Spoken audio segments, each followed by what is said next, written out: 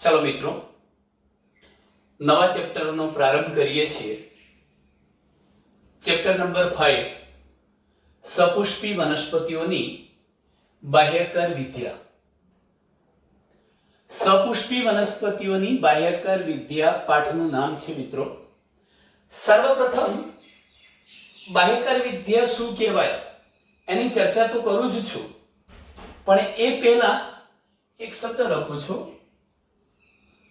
ઉચ્ચ કક્ષાની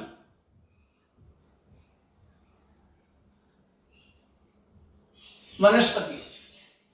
સામાન્ય રીતે આપણે સપુષ્પી વનસ્પતિઓને મિત્રો ઉચ્ચ કક્ષાની વનસ્પતિઓ તરીકે ઓળખાવીએ છીએ। આવૃત બીજધારી વનસ્પતિ આ સૃષ્ટિમાં સૌથી વધુ ઉદ્વિકસિત વનસ્પતિઓ છે। ઉદ્વિકાસની દ્રષ્ટિએ સૌથી વધુ ઉદ્વિકાસ પામેલી વનસ્પતિઓમાં સપુષ્પી વનસ્પતિઓનો સમાવેશ થાય છે। આવી સપુષ્પી વનસ્પતિઓને આપણે ઉચ્ચ કક્ષાની વનસ્પતિઓ પણ કહીશું। આ ઉચ્ચ કક્ષાની જે વનસ્પતિઓ છે એમની રચનાની વિસ્તૃત હારમાળા આપણને મંત્રમુગ્ધ કરે છે। ઉચ્ચ કક્ષાની વનસ્પતિઓની રચનાની હારમાળા આપણને મંત્રમુગ્ધ કરે તેવી છે, મંત્રમુગ્ધ આશ્ચર્યચકિત કરે તેવી। આનો શું અર્થ થાય? આ દુનિયામાં ઉચ્ચ કક્ષાની જે સપુષ્પી વનસ્પતિઓ છે એમનામાં જોવા મળતી રચનાની હારમાળા આપણને મંત્રમુગ્ધ કરે છે। એનો મતલબ એવો થશે કે ઉચ્ચ કક્ષાની જે કઈ વનસ્પતિઓ છે, ઉચ્ચ કક્ષાની આવૃત બીજધારી અથવા તો સપુષ્પી વનસ્પતિઓ આશરે આ દુનિયામાં એમની સંખ્યા છે 3 લાખ જેટલી જાતિ સપુષ્પીની આ દુનિયામાં અસ્તિત્વ ધરાવે છે। મિત્રો, આ આંકડો નાનો નથી। 3 લાખ જાતિઓનું હોવું એનો મતલબ શું થાય? જેમ કે આપણે બોલીએ છીએ ધતુરો, આકડો, મહુડો, લીમડો, આસોપાલવ, બારમાસી, આવી કોઈ પણ વનસ્પતિના હું નામ બોલ્યો, મેં અહીંયા તમને 6 નામ કીધા। આવી આ દુનિયામાં 3 લાખ જેટલી જાતિઓ કોની છે? સપુષ્પી પુષ્પ ધરાવતી વનસ્પતિઓની અથવા ઉચ્ચ કક્ષાની વનસ્પતિની જાતો છે। જો આટલી બધી અઢળક જાતો આ દુનિયામાં અસ્તિત્વ ધરાવતી હોય મિત્રો, તો સ્વાભાવિક છે કે આ બધી જ વનસ્પતિઓ એમની રચનાના સંદર્ભમાં, કદની બાબતમાં, આયુષ્યની બાબતમાં, રહેઠાણ એટલે કે વસવાટની બાબતમાં, સ્વરૂપની બાબતમાં એકબીજાથી થોડીક ભિન્ન હશે।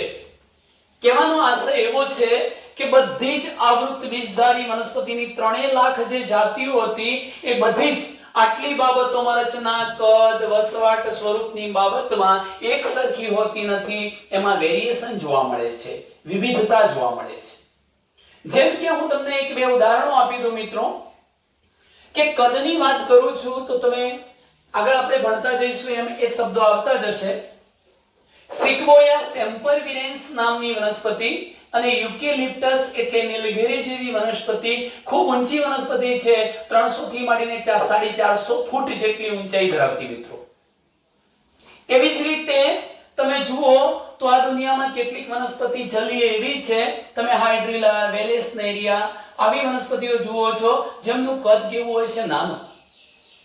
કેટલીક વનસ્પતિ મિત્રો તમે જોશો તો તે મધ્યમ ઊંચાઈ ધરાવતી હોય।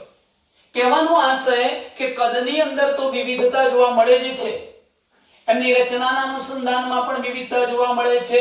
હું વસવાટની વાત કરું તો આમાંની કેટલીક સપુષ્પી વનસ્પતિઓ જલજ એટલે જલીય વસવાટમાં રહે છે, કેટલીક વનસ્પતિ સ્થલીય જમીન પર ઉગી નીકળે છે, કેટલીક વનસ્પતિ દુનિયામાં પરરોહી છે।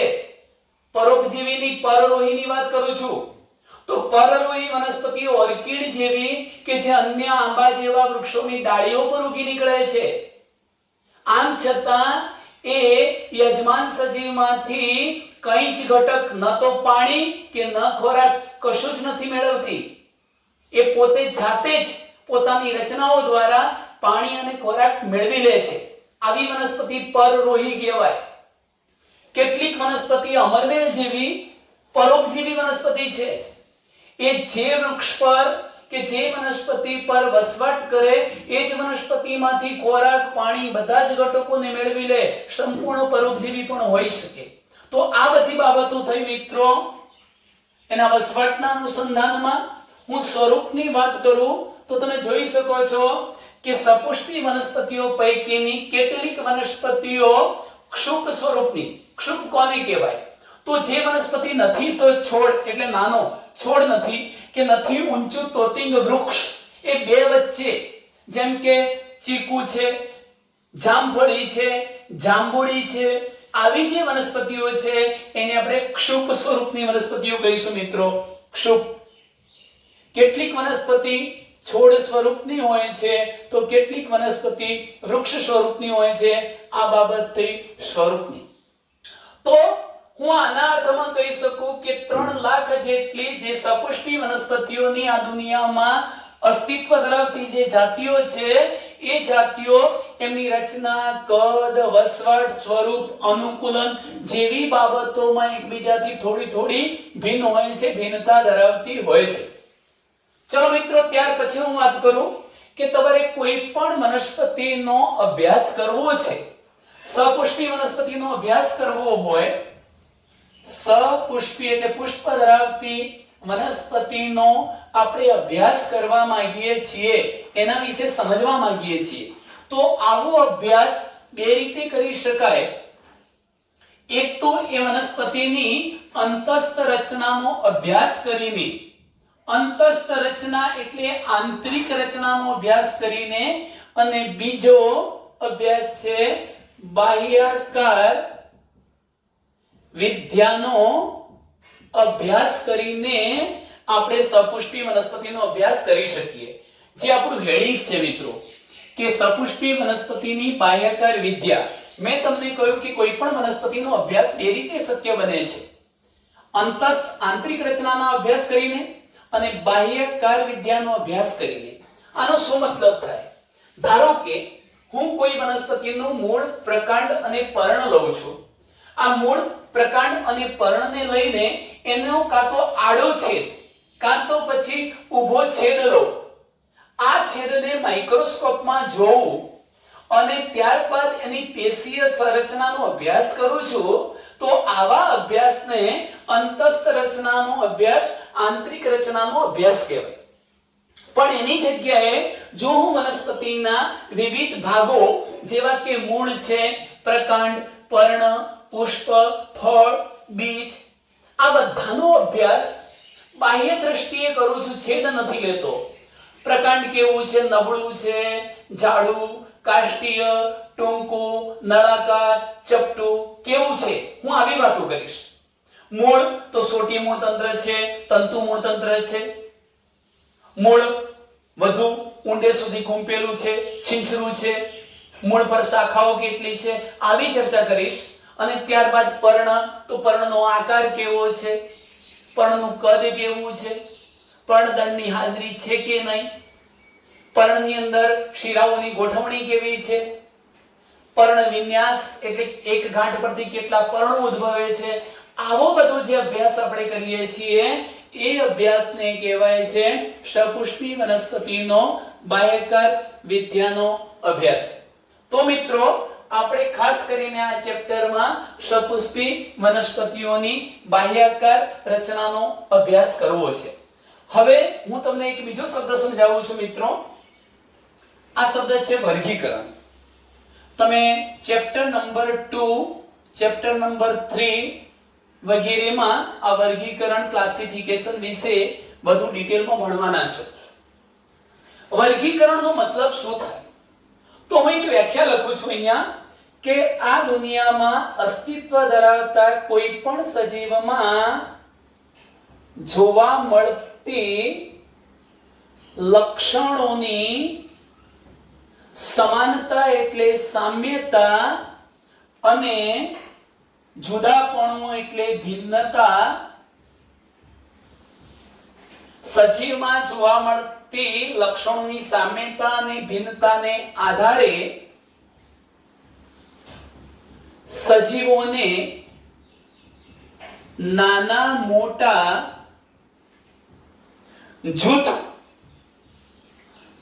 મોટા જૂથોમાં વહેંચી નાખવાની વૈજ્ઞાનિક પદ્ધતિને વર્ગીકરણ કહે છે. મિત્રો મેં વ્યાખ્યા લખી છે. શું વ્યાખ્યા લખી છે? કે સજીવોમાં એના લક્ષણોની અંદર જોવા મળતી સામ્યતા એટલે સરખા લક્ષણો કયા છે એ બાબત, અને ભિન્નતા એટલે જુદા પડતા લક્ષણો કયા છે એ બાબત ને આધારે આપણે સજીવોને નાના મોટા જૂથમાં વહેંચી નાખીએ છીએ. આવી વૈજ્ઞાનિક પદ્ધતિને શું કહેવાય છે? વર્ગીકરણ. હું એક ઉદાહરણ આપું છું કે મિત્રો આની ડિટેલમાં આપણે ભણવાના જ છીએ આગળના પાઠોમાં, પણ એક નાનકડું તમને ઉદાહરણ આપું છું કે મારી જોડે ઘરોળી 7, મનુષ્ય, કૂતરું, બિલાડી આટલા પ્રાણીઓ છે. તો હું પ્રથમ દ્રષ્ટિએ જોઈશ કે માનવી, કૂતરું, બિલાડી આવા પ્રાણીઓની અંદર કેટલીક રચનાઓ, કેટલાક લક્ષણોમાં સામ્યતા છે. કયા લક્ષણો? તો આ બધા જ સજીવોમાં સ્તન ગ્રંથિઓની હાજરી હોય છે અને શરીર પર રૂવાટી આવેલી હોય છે. આ લક્ષણોમાં જોવા મળતી સમાનતાના આધારે હું આ ત્રણેય જુદી જાતિના સજીવોને પણ એક જૂથમાં મૂકી દઉં છું, સસ્તન. અને એ જ રીતે મિત્રો હું વાત કરું છું કે માની લો કે સાપ છે. આવા પ્રાણીઓ શું કરશે? તો તેઓ પેટે સરકીને ચાલતા હોય છે અને માટે એવા બધા પ્રાણીઓને અથવા એવા પ્રાણીઓના સમૂહને હું એક જૂથમાં મૂકી દઉં છું, સરીસૃપ. તો કહેવાનો આશય એવો છે કે મેં હવે બે જૂથ પાડ્યા, સસ્તન પણ પાડ્યું અને સરીસૃપ પણ પાડ્યું. મેં બધા જ સજીવોને એક જ જૂથમાં કેમ ન મૂક્યા? કારણ કે આ પાંચેય જાતિના સજીવોમાં કેટલાક સજીવોના લક્ષણો સરખા હતા તો એક જૂથમાં સમાવ્યા, પણ જુદા પડતા લક્ષણોના આધારે હું એમને સસ્તન અને સરીસૃપ એમ બે જૂથમાં મૂકી દઉં છું. આનો મતલબ મિત્રો એવો થયો કે કોઈ પણ સજીવોને એના લક્ષણમાં જોવા મળતી સામ્યતાના આધારે, સરખા લક્ષણોના આધારે અને જુદા પડતા લક્ષણોના આધારે આપણે નાના મોટા જૂથ પાડીને વહેંચી નાખીએ છીએ, નાના મોટા જૂથમાં એને મૂકી દઈએ છીએ. આ ઘટનાને કહેવાય વર્ગીકરણ. તો વર્ગીકરણનો મુદ્દો આપણે અગાઉના બીજા ત્રીજા પાઠમાં ભણવાના છીએ મિત્રો. વનસ્પતિ વર્ગીકરણ, પ્રાણી વર્ગીકરણ એ બધા ટોપિક આપણે જોઈશું. એ વખત આની ડિટેલમાં હું ચર્ચા કરીશ. હવે મેં આ મુદ્દાનો ઉલ્લેખ એટલા માટે કર્યો છે કે મારે જો સપુષ્પી વનસ્પતિઓનું વર્ગીકરણ કરવું હોય, મારે કોઈ પણ સપુષ્પી એટલે પુષ્પ ધરાવતી વનસ્પતિનું વર્ગીકરણ કરવું છે તો એ વર્ગીકરણ કરવા માટે, એ વર્ગીકરણ માટે મારે કેટલાક વિશિષ્ટ લક્ષણોનો અભ્યાસ કરવો પડશે. આવા વિશિષ્ટ લક્ષણો મિત્રો કયા હોઈ શકે? તો વનસ્પતિનું જે મૂળ છે, પ્રકાંડ, પર્ણ, એનું પુષ્પ, ફળ, આ બધાની રચનામાં જોવા મળતી ભિન્નતાઓ કઈ છે મારે એનો પણ અભ્યાસ કરવો પડશે. એક બાબત. બીજી બાબત કે આ બધી જે વનસ્પતિઓ હતી એ વનસ્પતિઓના પર્યાવરણમાં ટકી રહેવા માટેના અનુકૂલનો કયા છે તેનો પણ અભ્યાસ કરવો પડશે. જેમ કે વનસ્પતિ ખોરાક સંગ્રહ કરે છે, વનસ્પતિ આરોહણનું કાર્ય કરે છે, વનસ્પતિના કેટલાક ભાગો પ્રકાશ સંશ્લેષણનું વિશિષ્ટ કાર્ય પણ કરવાના છે, વનસ્પતિના કેટલાક ભાગો પ્રજનનનું પણ કાર્ય કરવાના છે. તો એ કયા પ્રકારના અનુકૂલન ધરાવે છે મારે એનો પણ અભ્યાસ કરવાનો હોય. એનું એક સાદું ઉદાહરણ મિત્રો તમને આપી દઉં તો હું એમ કહી શકું કે ફાફડા થોર નામની જે વનસ્પતિ છે એ સૂકા શુષ્ક રણ પ્રદેશમાં ઉગે છે. ત્યાં પાણીનું પ્રમાણ બિલકુલ ઓછું હોય છે. હવે જો પાણીનું પ્રમાણ ત્યાં બિલકુલ ઓછું હોય મિત્રો તો વનસ્પતિ જીવિત ન રહી શકે અને માટે પર્યાવરણમાં ટકી રહેવા માટે એને વિશિષ્ટ પ્રકારના અનુકૂલનો કેળવવા પડે. કેવા અનુકૂલનો? તો જે પર્ણો દ્વારા એ બાષ્પોત્સર્જનની ક્રિયાથી પાણીને ગુમાવી દેતું હતું એ પર્ણને ખેરવી નાખે છે, પર્ણો ખરી પડે છે. કાં તો પછી એ પર્ણનું રૂપાંતર કાંટામાં થઈ જાય છે, જેથી કરીને વનસ્પતિને ચરતા પ્રાણીઓ સામે પણ રક્ષણ મળી શકે, પાણીનો બચાવ કરી શકે. પણ મિત્રો સામે પક્ષે એક બીજી ગંભીર સમસ્યા એ નડે છે કે જો વનસ્પતિ પર્ણને ખેરવી નાખે કાં તો પર્ણનું કાંટામાં રૂપાંતર કરી દે છે તો એ વનસ્પતિ પ્રકાશ સંશ્લેષણ કેવી રીતે કરે, ખોરાક કેવી રીતે બનાવે, ત્યારે વિશિષ્ટ પ્રકારનું અનુકૂલન કેળવે છે. જેમ કે એનું આ પ્રકાંડ હતું નળાકાર, લાંબુ નળાકાર, એ પૃષ્ઠપક્ષ બાજુથી ચપટું હથેળી જેવું બની જાય છે મિત્રો, હરિતકણ યુક્ત બની જાય છે, અને જે કાર્ય પર્ણને કરવાનું હતું તે કાર્ય હવે કોણ કરી દે છે? પ્રકાંડ કરે છે. તો પ્રકાંડ પ્રકાશ સંશ્લેષણનું કાર્ય કરશે. આમ કહેવાય એવું માંગુ છું કે મારે કોઈ પણ શ્રાવકપુષ્પી વનસ્પતિનું વર્ગીકરણ કરવું છે તો એના માટે મને વનસ્પતિના જુદા જુદા ભાગો જેવા કે મૂળ, પ્રકાંડ, પર્ણ, પુષ્પ, ફળ, આ બધા જ ભાગોના લક્ષણોમાં જોવા મળતી ભિન્નતાઓ કઈ છે મારે એને ચકાસવી પડશે. અને વનસ્પતિ પોતાના પર્યાવરણમાં ટકી રહેવા માટે કયા પ્રકારના અનુકૂલનો કેળવે છે એનો પણ અભ્યાસ કરવો પડશે. તો જ હું સપુષ્પી વનસ્પતિનું લક્ષણોમાં જોવા મળતી વિવિધતા અને સામ્યતાના આધારે વર્ગીકરણ કરી શકીશ મિત્રો. તો આ વાત થઈ કે આપણે સપુષ્પી વનસ્પતિનું વર્ગીકરણ કેવી રીતે કરી શકીએ. હવે મિત્રો તમે જે ઘટના સામાન્ય રીતે તમારી આજુબાજુ જુઓ છો, હું એ ઘટનાના ઉલ્લેખથી તમને આખી સપુષ્પી વનસ્પતિની એક આકૃતિ દોરીને સમજાવું છું. એ આકૃતિની સાથે સાથે એના દરેકે દરેક પાર્ટને આપણે સમજીએ છીએ. તો મિત્રો તમે જુઓ કે તમે સામાન્ય રીતે તમારી આજુબાજુ જોવા મળતા કોઈ પણ એક નિંદામણને, આ નિંદામણ શું છે? નિંદામણ એટલે નીંદણ. સામાન્ય રીતે આપણે ખેતીની અંદર ઘઉં, મકાઈ, બાજરી કે એવા કોઈ પાક લેતા હોઈએ અને એની સાથે વધારાની નકામી કેટલીક વનસ્પતિઓ ઉગી નીકળી હોય છે નાની નાની, આપણે એને દૂર કરીએ છીએ, એને નીંદણ કહીએ છીએ. આવી નીંદણ પ્રકારની જે વનસ્પતિ હતી એ વનસ્પતિને, નીંદણ નામની જે વનસ્પતિઓ છે એ વનસ્પતિના નાના છોડને આપણે જમીનથી બહાર ખેંચી લઈએ તો આપણને માલુમ પડે છે કે વનસ્પતિમાં તમે મૂળને પણ જોઈ શકો છો, પ્રકાંડને જોઈ શકો, પર્ણને જોઈ શકો. કેટલીક વાર તો એ વનસ્પતિમાં પુષ્પો પણ અને ફળ પણ જોઈ શકાય છે. હવે મિત્રો એક પ્રશ્ન એવો છે, હું અહીંયા લખું છું કે લાક્ષણિક સપુષ્પી વનસ્પતિની નામ નિર્દેશન વાળી આકૃતિ આપણે દોરીએ છીએ.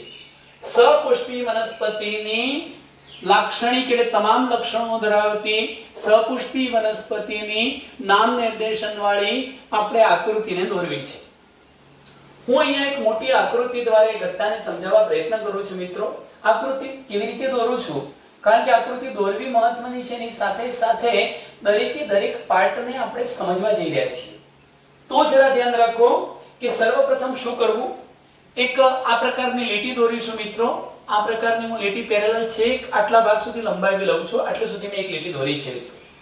હું એવી જ બીજી પેરેલલ લાઈન દોરું છું, પણ એ ધ્યાન રાખવું છે કે ક્રમશઃ નીચે તરફનો જે છેડો છે એ પહોળો અને ઉપર તરફનો છેડો સાંકડો બનતો જાય. હવે આપણે શું કરીશું, હું આ જે ભાગ બતાવું છું એ મિત્રો જમીન છે. શું છે? જમીન, ભૂમિ. ભૂમિની અંદર આ વનસ્પતિ અક્ષનો જે ભાગ ભૂમિની અંદર રહેશે એ મૂળ કે મૂળતંત્ર છે. એ જ મૂળ કે મૂળતંત્ર છે મિત્રો, ભૂમિગત ભાગ. તો હું એને કેવી રીતે દોરું છું જુઓ. એને દોરવા માટે આપણે એવું કામ કરી શકીએ મિત્રો કે આ પ્રકારે હું એનો પાયાનો ભાગ સહેજ પહોળો અને ટોચ તરફ જતો જે ભાગ છે એને સાંકડો બતાવું છું. એનો મતલબ મિત્રો એવો થયો કે આપણે મૂળ દોરીએ છીએ અને આ મૂળ પર પાર્શ્વીય બાજુએ આ પ્રકારની શાખાઓ અથવા શાખા મૂળ હશે મિત્રો. આ શાખા મૂળ. હવે જુઓ કે આ પ્રકારના જે શાખા મૂળ દોર્યા મેં અહીંયા મિત્રો,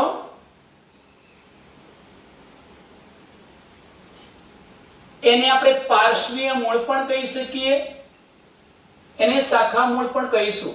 એમાંય તમે મહત્વનો મુદ્દો એ ધ્યાન રાખો કે અહીં દોરેલી ફિગરમાં જો આ પ્રાથમિક રચના પ્રાથમિક મૂળ હોય તો એના પરથી જે શાખાઓ આપણે બતાવીએ છીએ આ પ્રકારે એ દ્વિતીય ક્રમની શાખા કહેવાય. એના પરથી નિર્માણ પામેલી શાખાઓને આપણે દ્વિતીય ક્રમની શાખાઓ કહીશું. આ દ્વિતીય ક્રમની શાખાઓ પર પણ જો આ પ્રકારે શાખાઓ નિર્માણ પામી હોય ત્યારે આપણે તૃતીય ક્રમની કે અન્ય ક્રમની શાખાઓ પણ કહી શકીએ. હું આ પ્રકારની રચના બતાવું છું અહીંયા. તૃતીય ક્રમની કે અન્ય ક્રમની શાખાઓ પણ કહીશું. જો કે એના પર પણ શાખાઓ હોય તો એ ચતુર્થક ક્રમની શાખાઓ કહેવાશે. અત્યારે મેં પ્રથમ ક્રમ, દ્વિતીય ક્રમ અને તૃતીય ક્રમ આ ત્રણ જ ક્રમ બતાવ્યા છે. આટલો જે ભાગ થયો વનસ્પતિનો એ ભાગ ભૂમિગત ભાગ છે. વનસ્પતિ અક્ષનો ભૂમિગત ભાગ જેને આપણે મૂળ કહીશું અથવા મૂળ તંત્ર તરીકે ઓળખાવીશું મિત્રો. હવે અહીં તમે જોયું મિત્રો કે આટલો વનસ્પતિ અક્ષનો ભૂમિની અંદર એ તો જે ભાગ છે એને આપણે મૂળ કે મૂળ તંત્ર કહીશું. પણ હવે જુઓ, જમીનથી બહારનો જે ભાગ છે એને આપણે હવાઈ ભાગ કહીશું. હવાઈ તો વનસ્પતિ અક્ષનો જમીનથી બહારનો જે ભાગ છે એને હવાઈ ભાગ કહીશું. આવા હવાઈ ભાગને પ્રરોહ કે આપણે પ્રરોહ તંત્ર કહીશું. અને શું નામ આપીશું? પ્રરોહ અથવા પ્રરોહ તંત્ર. હવે પ્રશ્ન એ થાય કે સમગ્ર પ્રરોહ તંત્રની અંદર કયા કયા ભાગોનો સમાવેશ થાય છે? તો મિત્રો પ્રરોહ તંત્રમાં એક તો તમે આ જોઈ શકો છો સ્ટેમ, પ્રકાંડ. એટલે પહેલો એક ભાગ આપણે સાઈડમાં લખતા રહીએ છીએ, આ છે પ્રકાંડ. આ પ્રકાંડ પર થોડા થોડા અંતરે આ પ્રકારની ગાંઠો આવેલી છે. એક ગાંઠ, બે. હું આ પ્રકારની થોડા થોડા અંતરે ગાંઠો જેવી રચના બતાવું છું. એટલે એનો મતલબ એ થયો કે પ્રકાંડ પર આપણે કઈ રચના બતાવીએ છીએ? ગાંઠ. એ પણ જુઓ મિત્રો કે પ્રકાંડ પર જે બે ક્રમિક ગાંઠ છે એ ક્રમિક ગાંઠ વચ્ચેનો જે વિસ્તાર છે એને આંતરગાંઠ કહે છે. બે ક્રમિક ગાંઠ વચ્ચેના વિસ્તારને આંતરગાંઠ, એટલે આ એક આંતરગાંઠ, બીજી, ત્રીજી, ચોથી આંતરગાંઠ તરીકે આપણે ઓળખાવી શકીએ. હવે પર્ણ દોરવું છે. પર્ણમાં આપણે એ બાબતને ધ્યાનમાં રાખીશું કે સામાન્ય રીતે નીચેના પર્ણો વહેલા ઉગ્યા હોય એના કારણે એને આપણે થોડાક મોટા બતાવીશું અને ક્રમિક ઉપર તરફ જતા પર્ણો પાછળથી ઉગેલા હોય મિત્રો, માટે આપણે એને થોડાક નાના બતાવીશું. પર્ણનો ઉદ્ભવ હંમેશા આ ગાંઠ પ્રદેશ પરથી થાય છે. એક ગાંઠ પરથી એક પર્ણ ઉદ્ભવી શકે, બે ઉદ્ભવી શકે, વધુ પણ ઉદ્ભવી શકે. પણ આપણે અભ્યાસની સરળતા ખાતર માત્ર એક ગાંઠ પરથી એક જ પર્ણ નિર્માણ પામ્યું છે તેવું બતાવીશું. જેમ કે હું અહીંયા પર્ણ દોરું છું મિત્રો. મેં એક મોટું પર્ણ દોર્યું છે, તમે જોઈ શકો છો. આ એક પર્ણ બતાવ્યું. ઉપર જતા થોડુંક આપણે નાનું પર્ણ બતાવીએ.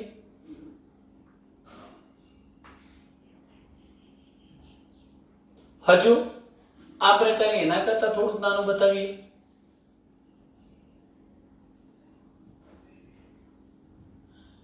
અહીંયા બતાવીશું મિત્રો. આમ તમે ક્રમિક ઉપર તરફ જતા જુઓ છો તો પર્ણના કદ મેં થોડા થોડા નાના બતાવ્યા છે. આ રીતે આપણે પર્ણો દોર્યા. હવે પછીની જે રચના છે એ મહત્વનો પોઈન્ટ છે, એને પણ ધ્યાન રાખજો કે આ બધા પર્ણો દોરી દીધા. નામ નિર્દેશન કરી લઈએ છીએ. આને નામ આપીશું લીપ પર્ણ.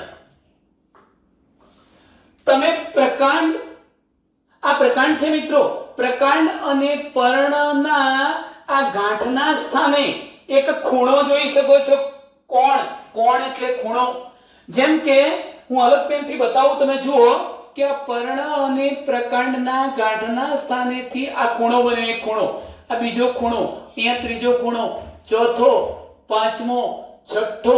આ રીતે પ્રકાંડ અને પર્ણના ગાંઠના સ્થાને રચાતા કોણને કક્ષ કહેવાય છે. શું કહેવાય? કક્ષ. અને એક કક્ષમાં આવેલી કલિકાને આપણે કલિકા દોરી છે, આ કક્ષમાં આવેલી કલિકાને કક્ષ કલિકા કહેવાય. કક્ષ કલિકા. જો આવી કલિકા વનસ્પતિ અક્ષના ટોચના ભાગે હોય તો તે કલિકાને આપણે નામ આપીએ છીએ અગ્ર કલિકા. ટોચે આવેલી છે માટે એને અગ્ર કલિકા કહીશું. ત્યાર પછી જુઓ મિત્રો, હવે પ્રશ્ન એ થાય કે આ કક્ષ કલિકા અને અગ્ર કલિકાનું કાર્ય શું? તો મોટા ભાગે કક્ષ કલિકા કે અગ્ર કલિકા શાખાઓ બનાવે, ડાળખીઓ, ડાળખા બનાવે, શાખા. પણ તે જીવનના ચોક્કસ સમયગાળે લિંગી પ્રજનનનું વિશિષ્ટ કાર્ય કરવા માટે પુષ્પ પણ ઉત્પન્ન કરી શકે. આમ એના બે ફંક્શન થયા કે કક્ષ કલિકા કે અગ્ર કલિકા કાં તો શાખાઓમાં પરિવર્તિત થઈ શકે, કાં તો એ પુષ્પમાં પરિણમી શકે. ધારો કે પુષ્પમાં પરિણમે છે અને શાખામાં પરિણમે છે એવી રીતના બતાવી છે, તો હું બતાવું. આ કક્ષ કલિકા ધારો કે આ પ્રકારની શાખા બતાવે છે, જેના પર પણ પર્ણો, પુષ્પો આ બધું આવી શકે. આ શાખા થઈ મિત્રો.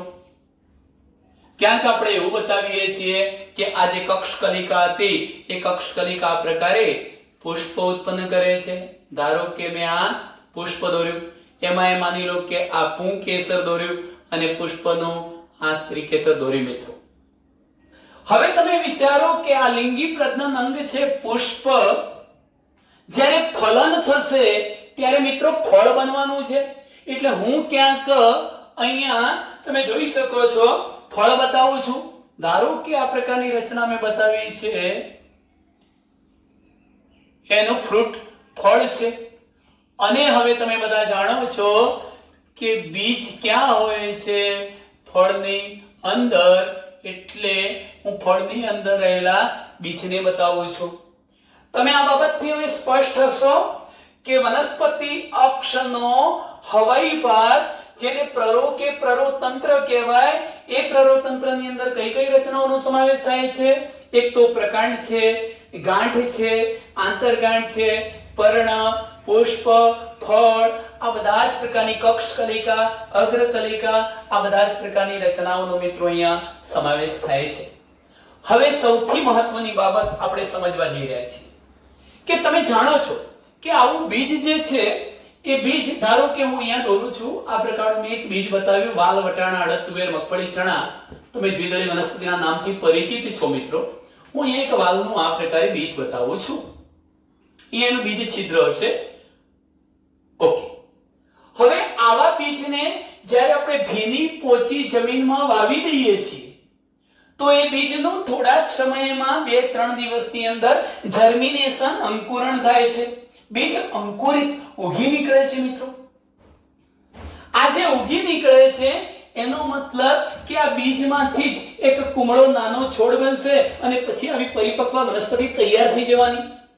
તો એનો મતલબ એ થાય કે વનસ્પતિ અક્ષને તો મુખ્ય બે ભાગ હતા, હવાઈ ભાગ પ્રરોતંત્ર અને ભૂમિગત ભાગ મૂળતંત્ર. તો આ મૂળતંત્ર અને પ્રરોતંત્રનું નિર્માણ શામાંથી થતું હોય? બીજમાંથી. તો પ્રશ્ન એ થાય કે બીજમાં એવું શું છે કે જેથી કરીને બીજ ભૂમિગત ભાગ મૂળતંત્રને બનાવી શકે છે અને હવાઈ ભાગ પ્રરોતંત્રને બનાવી શકે છે? તો મિત્રો તમે જુઓ, એ પહેલા એ સમજાવતા પહેલા હું એક શબ્દ અહીં લખીશ કે વનસ્પતિના પ્રરોતંત્રનું નિર્માણ બીજના ભ્રૂણાગ્ર, આ શબ્દ અગત્યનો છે, ભ્રૂણાગ્ર, જેના માટે બીજો શબ્દ છે આદિસ્કંધ. તો જુઓ કે વનસ્પતિ અક્ષનો આ હવાઈ ભાગ બનાવવો છે, પ્રરોતંત્ર બનાવવું છે, તો એનું નિર્માણ બીજના, આ બીજના કયા ભાગમાંથી થવાનું છે? ભ્રૂણાગ્રમાંથી. આ બીજના ભ્રૂણાગ્ર કે આદિસ્કંધમાંથી આ પ્રરોતંત્ર બની જશે અને બીજના ભ્રૂણમૂળ કે આદિમૂળમાંથી આ ભૂમિગત ભાગ એટલે મૂળતંત્ર બની જશે મિત્રો. તો મારે તમને આ બે રચનાઓ સમજાવવી જરૂરી છે કે બીજની અંદર આમ ભ્રૂણમૂળ અથવા આદિમૂળ અને ભ્રૂણાગ્ર અથવા આદિસ્કંદ એ ક્યાં આવેલો છે? એના માટે આપણે શું કરીશું? તમે પણ આ એક્સપેરિમેન્ટ જાતે કરી શકો મિત્રો. વાલના બીજને લો, એને પલાળી રાખો અને એકાદ દિવસ પછી એ બીજની ફરતે આવેલું જે બીજાવરણ છે એને નખ કે ચીપિયાની મદદથી દૂર કરી દો. જો આપણે બીજની ફરતે આવેલા બીજાવરણને દૂર કરી દઈશું તો આપણને આવી રચના જોવા મળશે મિત્રો. કઈ રચના? હું અહીંયા દોરું છું. આ પ્રકારની રચના જોવા મળશે. જેમ કે હું આ એક રચના બતાવું છું અને એની સાથે મને આ પ્રકારની એક બીજી રચના જોવા મળશે. આ બે રચનાઓ જે થોડી ફૂલેલી સફેદ રંગની રચનાઓ દેખાય છે મિત્રો, એ શું છે? આ વનસ્પતિનું એક અને બીજું, આ બંને ભાગને આપણે બીજપત્ર કહીએ છીએ. કારણ કે આ દ્વિદળી વનસ્પતિ છે એટલે એનામાં એક ને એક બે બીજપત્રો આમ કરીને આપણે એને ખુલ્લા કરીશું. મિત્રો, જ્યારે આ બીજને આપણે ખોલી જોઈએ છીએ ત્યારે આ બીજ કોઈ એક ધરીએથી બંને બીજપત્રો બીજમાં જોડાયેલા હોય છે. જેમ કે મેં અહીં કહ્યું કે આ ધરીથી બીજના બંને બીજપત્રો એકબીજા સાથે જોડાયેલા છે, એને આપણે નામ આપીએ બે બીજપત્રોનું જોડાણ સ્થાન કહેવાય. એને શું કહેવાય? બે બીજપત્રોનું જોડાણ સ્થાન કહેવાય. હવે તમે જુઓ કે જ્યારે આ બંને બીજપત્રોને આમ કરીને ખોલીને જોઈએ છે મિત્રો, બે બીજપત્રો તો અલગ થવાના, પણ એની સાથે આ બે બીજપત્રોનું જ્યાં જોડાણ હતું ત્યાં એક તમને આવી વિશિષ્ટ રચના પણ જોવા મળવાની છે, જે હું અહીંયા દોરું છું. આ પ્રકારની એક મેં રચના દોરી છે અને એ રચનાને હું આમ લંબાવી દઉં છું છેક આટલે સુધી. તમને મિત્રો આવી રચના જોવા મળવાની છે. હું આ બીજની અંદર જ્યારે બીજપત્રોને ખુલ્લા કરું છું ત્યારે આ પ્રકારની મને રચના જે દેખાય છે, મારે સમગ્ર રચનાને કહેવું હોય તો હું ગર્ભધરી કે એને ભ્રૂણધરી એવું નામ આપી શકું. ભ્રૂણધરી કે શું કહેવાશે મિત્રો? ગર્ભધરી. હવે તમે જુઓ કે આની અંદર પણ હું કેટલાક ભાગ પાડી દઉં છું, પાર્ટીશન પાડીએ છીએ આપણે. આટલેથી એક બ્લુ પેન દ્વારા જે વિસ્તાર બતાવી રહ્યો છું, આટલો વિસ્તાર, ટોચનો આ બધો વિસ્તાર મિત્રો, એ પ્રદેશને નામ અપાય છે ભ્રૂણાગ્ર. મેં તમને કીધું કે બીજમાં ભ્રૂણાગ્ર કે આદિસ્કંદ, આના માટે બીજો શબ્દ શું છે?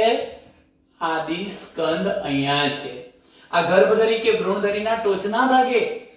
અને હવે તમે જુઓ કે ભ્રૂણધરી કે ગર્ભધરીના નીચેના છેડે પણ એક વિસ્તાર હું તમને બતાવી રહ્યો છું.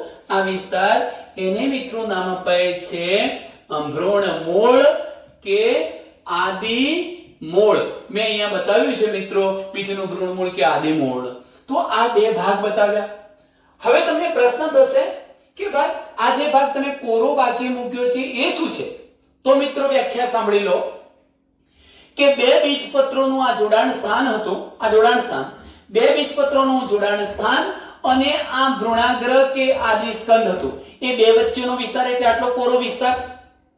બે બીજપત્રોનું જોડાણ સ્થાન અને ભ્રૂણાગ્ર વચ્ચેના વિસ્તારને નામ અપાય છે ઉપરાક્ષ. શું કહેવાય એને? ઉપરાક્ષ. અને એ જ રીતે આ બે બીજપત્રોનું જોડાણ સ્થાન અને આ ભ્રૂણમૂળ કે આદિમૂળ હતું, એની વચ્ચેના વિસ્તારને નામ અપાય છે અધરાક્ષ. ટૂંકમાં મિત્રો, ભ્રૂણધરી કે ગર્ભધરી એટલે શું? તો દ્વિદળી વનસ્પતિના બીજમાં બે બીજપત્રોનું જોડાણ સ્થાન, ભ્રૂણાગ્ર, ઉપરાક્ષ, અધરાક્ષ અને આદિમૂળને સમાવતી સમગ્ર ધરી એટલે એને ભ્રૂણધરી કે ગર્ભધરી તરીકે આપણે ઓળખાવીએ છીએ.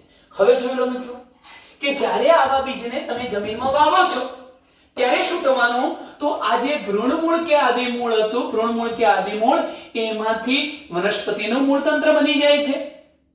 આ ઉગી નીકળે મૂળતંત્ર બનાવશે અને આ ભાગ દ્વારા વનસ્પતિનો હવાઈ ભાગ એટલે પ્રરોતંત્ર બની જાય છે. એટલે ટૂંકમાં ભ્રૂણાગ્ર કે આદિસ્કંદમાંથી શું બની જાય છે? આ ભ્રૂણાગ્ર કે આદિસ્કંદમાંથી પ્રરોતંત્રનું નિર્માણ થાય છે. તો મિત્રો, આટલે સુધીની આપણે જે રચનાનો અભ્યાસ કર્યો છે એ બાબત છે વનસ્પતિ અક્ષમાં જોવા મળતા વિવિધ ભાગો, મૂળતંત્ર અને પ્રરોતંત્ર. હવે આપણે સ્ટાર્ટ કરવા જઈ રહ્યા છીએ મિત્રો, મૂળ એટલે શું? આ મૂળ કોને કહેવાય? મૂળના પ્રકારો કેટલા છે? સ્થાનિક મૂળ, સોટી મૂળ અથવા તો તંતુ મૂળ અને અસ્થાનિક મૂળ એટલે શું? આ બધી જ વ્યાખ્યાઓને આપણે હવે ડિટેલમાં સમજીએ છીએ મિત્રો, તો અહીંયા ધ્યાન રાખો. ચલો મિત્રો, અત્યાર સુધીના ટોપિકની ચર્ચા કરી, ત્યાર પછી આપણે એક નવા પ્રશ્ન તરફ જઈએ છીએ. આ 2 માર્ક્સની ટૂંક નોંધ પણ પૂછાય છે કે મૂળ અથવા મૂળ તંત્ર એટલે શું? મૂળ કે મૂળ તંત્ર એટલે શું? એટલે એમાં આપણે એની ડેફિનેશન વ્યાખ્યા આપવાની અને ત્યાર પછી મૂળ તંત્રના પ્રકારો આપણે સમજવા છે. સર્વપ્રથમ તો હું અહીંયા એક બાબત લખી જ દઉં કે મૂળના અથવા મૂળ તંત્રના 2 પ્રકારો પડે છે. આ 2 પ્રકારો કયા? તો 2 પ્રકારોમાં એક પ્રકાર છે સ્થાનિક મૂળ તંત્ર અને બીજો પ્રકાર છે અસ્થાનિક મૂળ તંત્ર. અસ્થાનિક મૂળ તંત્ર જેને આપણે આગંતુક મૂળ તંત્ર પણ કહીશું. આગંતુક મૂળ અથવા આગંતુક મૂળ તંત્ર. ચાલો આને હવે શબ્દોને સમજીએ પહેલા વ્યાખ્યા જોઈશું આપણે. મૂળ કે મૂળ તંત્ર એટલે શું? જો મિત્રો, બિલકુલ સરળ વ્યાખ્યા છે. પહેલા તો તમે નક્કી કરો કે સમગ્ર વનસ્પતિ અક્ષનો આ ભાગ કયો છે? ભૂમિગત. એટલે એક શબ્દ મળશે કે વનસ્પતિ અક્ષનો ભૂમિગત ભાગ. ભૂમિગત ભાગ મૂળ છે. બીજા નંબરનો શબ્દ તમને મળ્યો કે એનું સર્જન ક્યાંથી થાય છે? તો બીજના ભ્રૂણમૂળ કે આદિમૂળમાંથી. એટલે ખરેખર બનવું જોઈએ આ ભ્રૂણમૂળ કે આદિમૂળમાંથી જ મૂળ બનવું જોઈએ. તો 2 શબ્દો મળ્યા કે બીજના આદિમૂળ કે ભ્રૂણમૂળમાંથી નિર્માણ પામતો વનસ્પતિ અક્ષનો ભૂમિગત ભાગ છે મૂળ. આ ઉપરાંત હજુ કેટલાક શબ્દો ખૂટે છે મિત્રો. જુઓ, આ જે મૂળ છે એ કઈ દિશા તરફ વિકસે? જમીનની દિશા તરફ. અને તેથી આપણે એને શું કહીએ છીએ? ધન ભૂવર્તી. પ્રકાશની વિરુદ્ધ દિશામાં ઋણ પ્રકાશાનુવર્તી અને પાણીની દિશામાં, જમીનમાં પાણી હોય એ દિશામાં, એટલે ધન જલાનુવર્તી વૃદ્ધિ પામતા વનસ્પતિ અક્ષના ભાગને શું કહેવાય? મૂળ. તો આટલા શબ્દો થયા કે બીજના ભ્રૂણમૂળ કે આદિમૂળમાંથી નિર્માણ પામતો વનસ્પતિ અક્ષનો એવો ભૂમિગત ભાગ કે જે ઋણ પ્રકાશાનુવર્તી, ધન ભૂવર્તી અને ધન જલાનુવર્તી વૃદ્ધિ કરે છે તેને મૂળ કહેવાય. મૂળમાં નીલરસ હોતો નથી, હરિતકણો હોતા નથી. તો એક વ્યાખ્યા લખીશું અહીંયા મિત્રો. પહેલા આપણે મૂળ એટલે શું? વનસ્પતિ અક્ષનો એવો ભૂમિગત ભાગ કે જે બીજના ભ્રૂણમૂળ કે આદિમૂળમાંથી નિર્માણ પામે છે અને જે ધન જલાનુવર્તી, ધન ભૂવર્તી અને ઋણ પ્રકાશાનુવર્તી વૃદ્ધિ પામે છે તે ભાગને મૂળ અથવા મૂળતંત્ર કહે છે. હવે આપણે એના 2 પ્રકાર જોવા છે, સ્થાનિક અને અસ્થાનિક. આ સ્થાનિક મૂળતંત્ર હંમેશા મિત્રો સોટી મૂળતંત્ર, સોટી પ્રકારનું, એટલે એને સોટી મૂળતંત્ર પણ કહીશું. અને અસ્થાનિક મૂળતંત્ર તાંતણા જેવું હોવાથી એને તંતુ મૂળતંત્ર તરીકે પણ આપણે ઓળખાવીશું. તમારી જાણકારી ખાતર કહી દઉં કે ખાસ કરીને દ્વિદળી વનસ્પતિઓમાં આ પ્રકારનું સોટી મૂળતંત્ર કે સ્થાનિક મૂળતંત્ર હોય છે અને એકદળી વનસ્પતિમાં મોટા ભાગે અસ્થાનિક કે તંતુ મૂળતંત્ર હોય છે. મારે ઉદાહરણ આપવા છે તો હું આપી શકું, જેમ કે ઘાસ, તૃણ પ્રકારની વનસ્પતિઓ છે, મકાઈ છે, આવી બધી વનસ્પતિઓમાં અસ્થાનિક તંતુ મૂળતંત્ર જોવા મળે છે.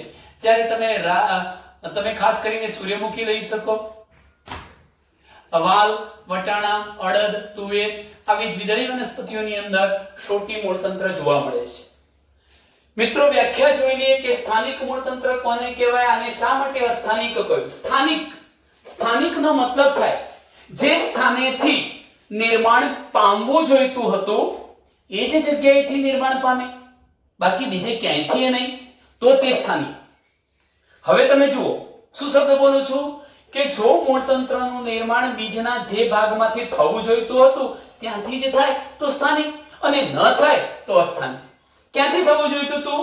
તમે જાણો છો કે બીજના આ ભ્રૂણમૂળમાંથી જ મૂળતંત્ર બનવું જોઈતું હતું, તો તે સ્થાનિક બન્યું. પણ માની લો કે આ ભાગ સિવાય ક્યાંક બીજેથી નિર્માણ પામે, ભ્રૂણમૂળ સિવાયના કોઈક ભાગમાંથી, તો એને શું કહેવાય? અસ્થાનિક. લખું છું કે જે મૂળનું સર્જન અથવા નિર્માણ બીજના ભ્રૂણમૂળ કે આદિમૂળમાંથી થાય તે શું બનાવશે? સ્થાનિક મૂળતંત્ર, સોટી મૂળતંત્ર કહેવાય. પરંતુ જે મૂળનું સર્જન બીજના ભ્રૂણમૂળ સિવાયના ભાગોમાંથી, ભ્રૂણમૂળ એમાં ભાગ ન લે, ભ્રૂણમૂળ સિવાયના ભાગોમાંથી નિર્માણ પામે તો તેને આપણે શું કહીશું? અસ્થાનિક. ખાસ કરીને આવા સ્થાનિક મૂળ, ભ્રૂણમૂળ સિવાયના ભાગ, ખાસ કરીને આપણે પ્રકાંડ અક્ષના, હું બતાવું છું, પ્રકાંડના તલ ભાગેથી નિર્માણ પામે. હું બતાવીશ મિત્રો એટલે તમને ખબર પડશે, ખાલી અમે માત્ર વ્યાખ્યા લખી છે. ચાલો હવે જોઈએ છીએ કે આ સ્થાનિક કે સોટી મૂળતંત્ર કેવી રીતે બને છે. એક કોન્સેપ્ટ ક્લિયર થઈ ગયો કે બીજના ભ્રૂણમૂળ કે આદિમૂળમાંથી જ જો મૂળતંત્ર બની જાય, જે સ્થાનેથી એ બનવું જોઈતું તો એ જ સ્થાનેથી બને છે તો સ્થાનિક. અને સ્થાનિક હંમેશા સોટી જેવું હશે. આ મુખ્ય મૂળ લાંબુ હશે, પ્રાથમિક મૂળ સોટી જેવું બનવાનું, એટલે સોટી મૂળતંત્ર કહીશું. અત્યારે મેં જે ફિગર અહીંયા દોરી છે એમાં પણ આ સોટી મૂળતંત્ર જ બતાવ્યું છે મિત્રો. બીજો મુદ્દો કે જે મૂળતંત્રનું નિર્માણ ભ્રૂણમૂળ સિવાયના ભાગમાંથી થશે એને આપણે શું કહીશું? અસ્થાનિક. તો હવે મિત્રો હું અહીંયા બતાવવા માટે પ્રયત્ન કરું છું, તમે જરા ધ્યાનથી સમજો આ મુદ્દાને. અહીં જુઓ, આ ફિગરને આપણે કાઢી નાખીશું.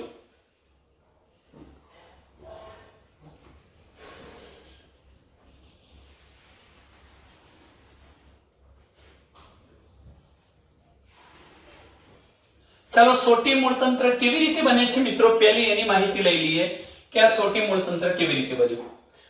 સર્વપ્રથમ તો આપણી જોડે એક ફિગર આ પડી છે, હું આ ફિગરને અહીંયા ફરી બતાવું છું. ધ્યાનથી સમજો મિત્રો. આ દ્વિદળી વનસ્પતિનું મેં બીજ બતાવ્યું છે, વાલનું. અત્યારે વાલ નામની વનસ્પતિનું બીજ છે, એનું અહીંયા બીજ છિદ્ર છે. બીજ છિદ્ર આપણે આગળ સમજતા જઈશું આ બીજ છિદ્ર શું છે મિત્રો. અને અંદર તમે જાણો છો કે અહીંયા બે બીજપત્રોનું જોડાણ સ્થાન છે. હું શું કરું છું? એક ભાગને નથી બતાવતો મિત્રો, આટલો જ ભાગ બતાવું છું, ખાલી આટલો ભાગ. તો જોઈ શકો છો તમે કે આ બાજુએ આવો એક વિસ્તાર આપણે દોરી શકીએ આ પ્રકારનો. તમને નામિનેશન ખબર જ છે કે આ જે વિસ્તાર છે એને ભ્રૂણમૂળ કહેવાય છે, ભ્રૂણમૂળ. અને આટલો જે વિસ્તાર છે એને ભ્રૂણાગ્ર અથવા આદિસ્કંદ કહેવાય છે, ભ્રૂણાગ્ર કહેવાય છે. ચાલો અત્યારે આપણે બે વિસ્તારની જરૂર છે એટલે હું આટલો જ પોર્શન બતાવું છું. આવા બીજને જ્યારે ભીની પોચી જમીનમાં આપણે વાવીશું ત્યારે મિત્રો સર્વપ્રથમ એક ઘટના બનવાની છે. શું ઘટના બનવાની? તો આ જે ભ્રૂણમૂળ હતું એ બીજ છિદ્રમાં થઈને બહાર આવે છે.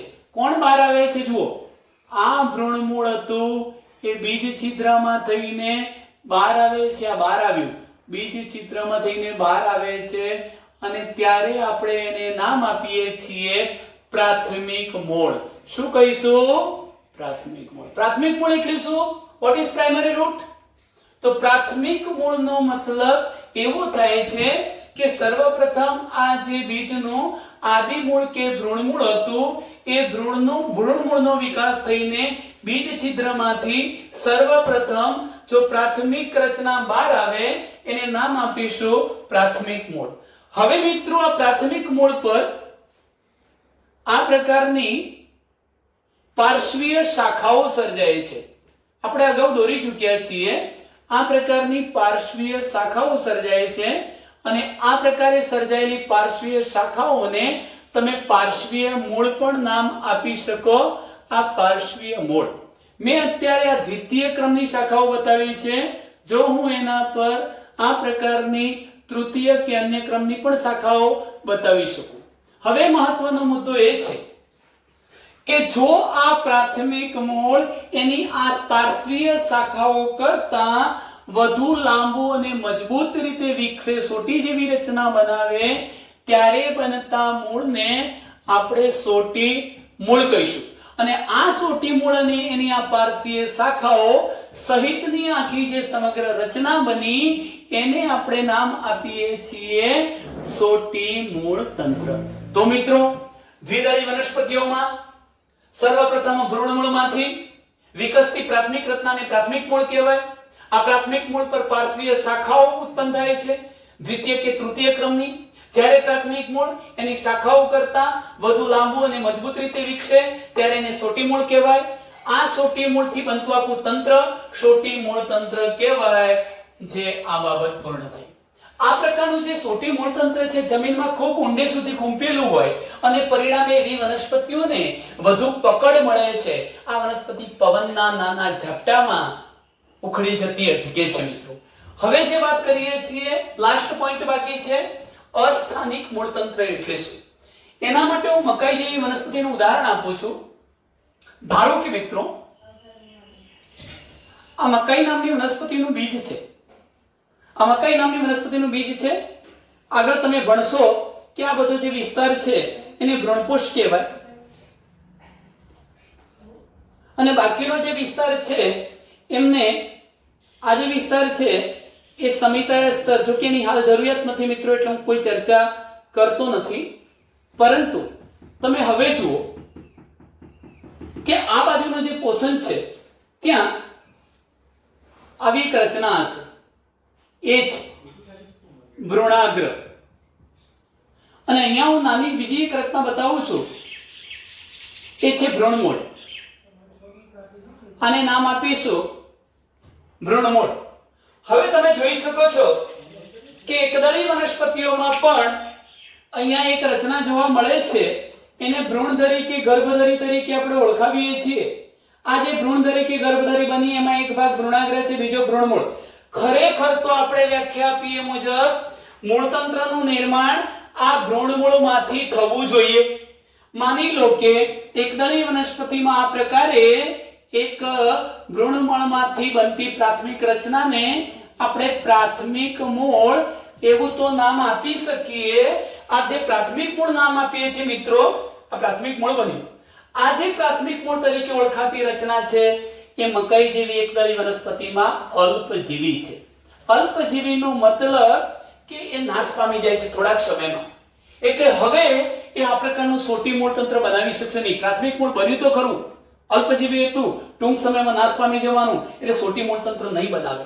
એની જગ્યાએ જે આ ભ્રૂણાગ્ર હતું એમાંથી મકાઈનું પ્રકાંડ બનવાનું છે. જેમ કે હું બતાવું તમને, આ પ્રકારની આકૃતિ બતાવું છું મિત્રો.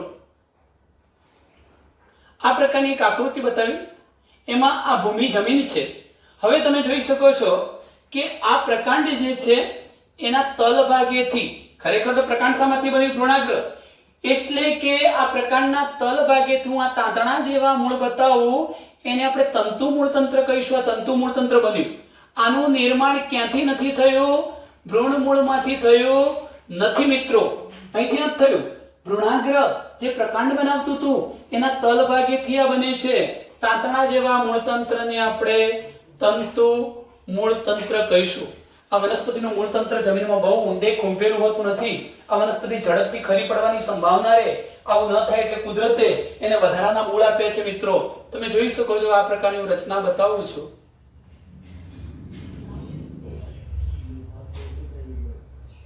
આ પ્રકારની મેં રચના અહીં બતાવી છે. આ જે મૂળ છે સમયાંતરે જમીનની અંદર દાખલ થઈને વનસ્પતિને વધારાનો ટેકો પૂરો પાડે છે. આવા જે મૂળ છે એને આપણે અવલંબન મૂળ કહીશું. એ પણ એક પ્રકારના અસ્થાનિક મૂળ કહેવાય. કેમ? કારણ કે એનું નિર્માણ આ પ્રકારની ગાંઠ પ્રદેશ પરથી થયું. એનું નિર્માણ ભ્રૂણમૂળમાંથી થયું નથી. તો મિત્રો, સ્થાનિક અને અસ્થાનિક બંને પ્રકારના મૂળતંત્રની રચના આપણે સમજ્યા. ત્યાર પછીના ટોપિક નેક્સ્ટ વિડીયોની અંદર કરીશું. ઓકે, અસ્તુ.